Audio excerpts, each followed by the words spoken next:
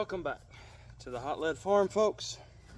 Today I am going to be talking about, well, the gun I most regret buying. Now the Lord's blessed us with another good day, so I'm going to get to do a little shooting, but again, the gun we're shooting, if it'll even hold itself back, won't even do that. There we go.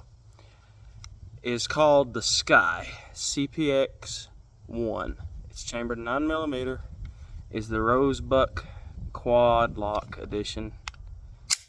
And, well, why do I regret this gun? Well, as you've seen, it wouldn't even hold it back, even though the magazine is empty. This gun comes with a little bit of a defect.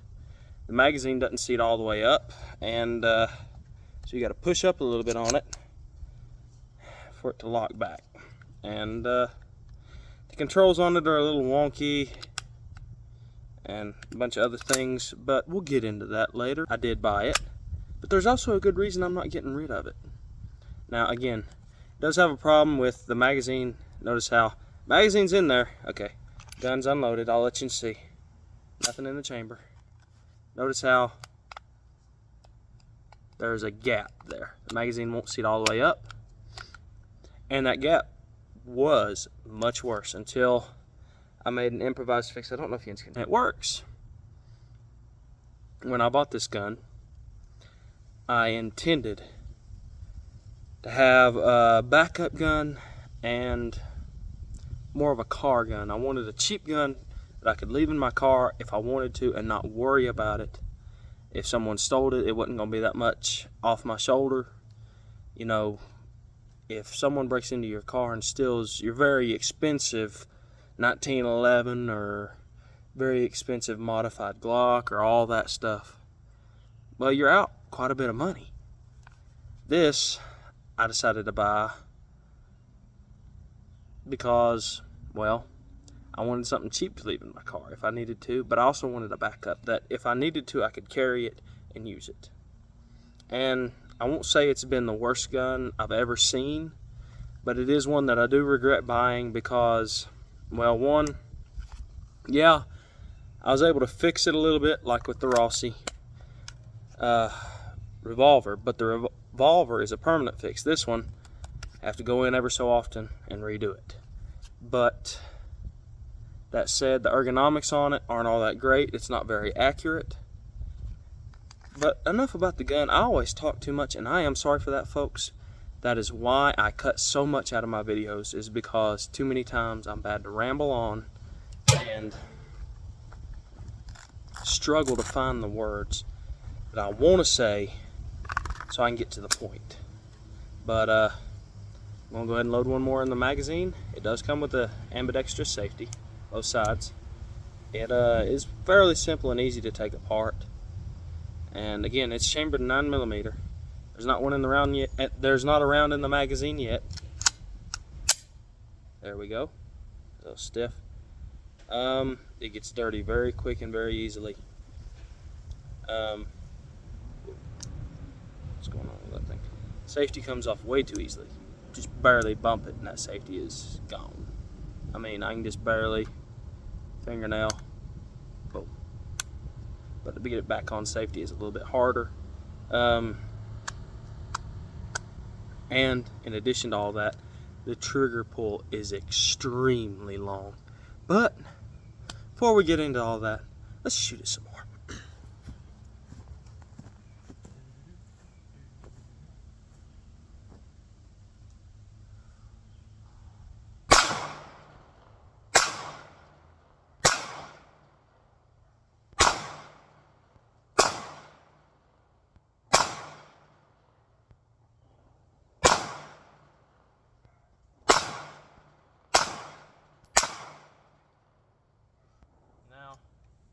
As you can tell, no malfunctions. The only reason there's no malfunctions is because of that fix I did down in there. Again, I don't know if you can see it, but where the magazine release is, we added a little bit to it to hold this magazine in. If you didn't have that there, the magazine would just flop out all over the place. Again, I don't know if you guys can see that or not, and with that in place, the magazine seats up real well, but it still struggles sometimes to hold back the slide. Now this slide is very stiff. The gun does run, works just fine, but only because of the fixes I've implemented into this gun. Now,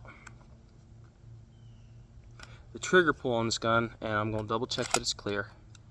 Clear. Nothing in the magazine. Everything's clear.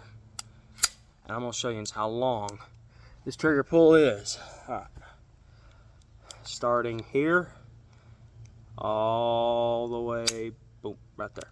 Now I'm going to do that one more time. Now, trigger starts way up here. It doesn't release till way back, which actually you can keep doing it way back right here. There's a mile of travel in that trigger.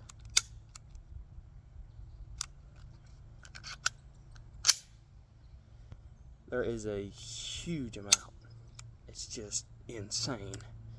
It makes it very difficult to be accurate with this gun because you keep expecting it, and then finally it goes. But again, I bought this gun as a car gun. I wanted a cheap backup option that I could leave in my car and not worry about it if someone stole it, not worry about it if the heat damaged it.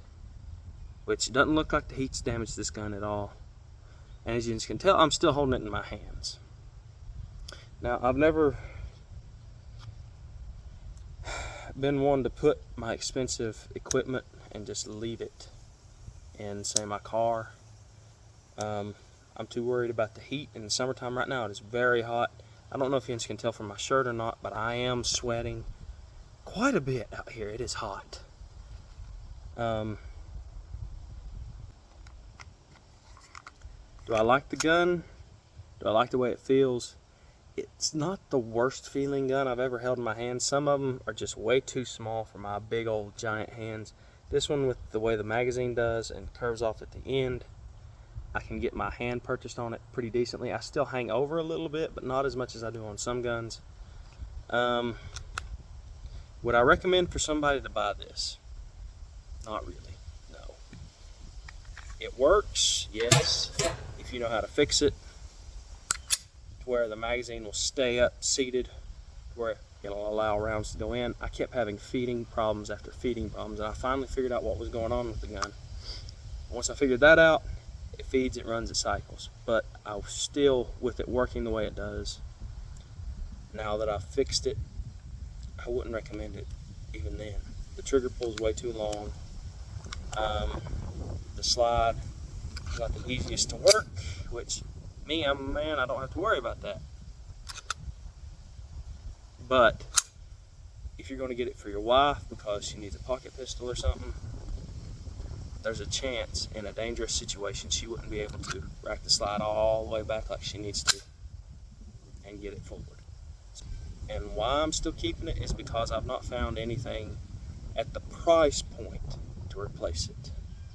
Now, don't get me wrong, there are guns that sell the next tier up in firearms, in handguns that are this size, that you could use as a car gun, but a lot of those guns I just feel like are too good of an option to be leaving in your car. And if someone was to steal them, it'd put me out a little bit. Whereas someone steals this, I'm not too worried about it, but at the same time, I've got it for when I need it, and it does work. That's my thoughts on this gun. I hope you have a blessed day. And if you get the chance, do what I just did. Go out and throw a little hot lead, if you got it.